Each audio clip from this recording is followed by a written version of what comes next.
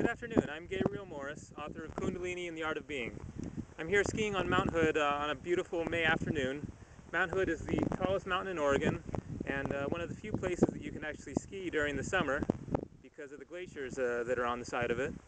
So it's middle of May and late in the afternoon, nobody else around here right now. There's a ski resort that's just over the hill over here, but the lifts have closed, so all the skiers and snowboarders have gone home, and I'm here kind of on my own, just skiing out in the woods. Thought it would be the perfect spot to read a chapter from my book. This is actually the introduction. In the fall of 1994, I was 22 and leading a relatively stable life in rainy western Oregon, when I rather impulsively quit my job, sold my old Datsun pickup, moved out of my house, and hit the road with just my backpack on my back, thumb leading the way. I had only a vague notion of where I was going and what I was getting myself into. I simply had an undeniable yearning for adventure and the unknown, which I chose to follow. I was the type who tended to act on these sorts of impulses. Little did I know the real adventure that I was embarking on this time. 2 months later, after hitchhiking partway across the country, I was staying with a friend in Texas with even less of an idea of what I was now doing in my vagabond existence than when I'd started my impulsive journey. It was nearing winter, I was almost broke, a long ways from home, and the living arrangement with my friend was less than ideal. And then, in the midst of meditation one evening, something subtle yet powerful shifted within my mind that changed my world forever. A sudden rush of energy flooded through me like nothing I'd ever before experienced, or could have even imagined. I had no understanding then of what had occurred within my fragile consciousness.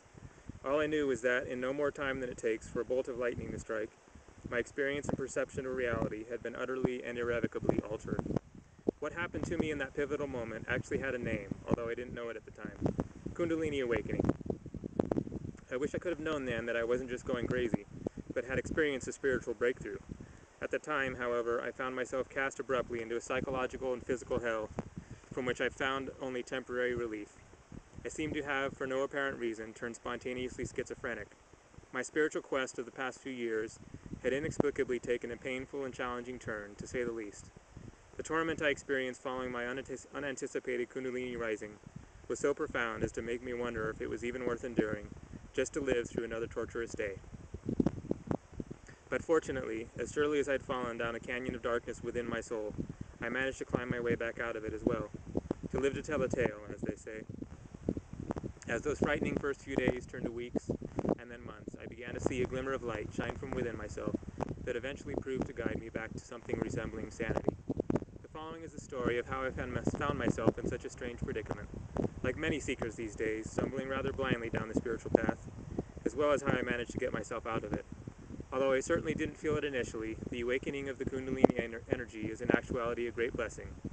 This I've discovered over the years, learning over time how to incorporate it into my daily life.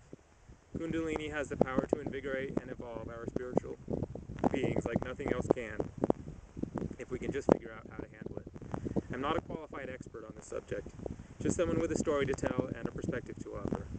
My hope is that sharing my own experience will prove helpful to anyone struggling with this phenomenon, as well as to satisfy the curiosity of those interested in Kundalini, who may decide instead that they want nothing at all to do with its potent force, or perhaps be inspired to seek it out within themselves, and in so doing, journey to the heart of the unknown. Kundalini and the Art of Being.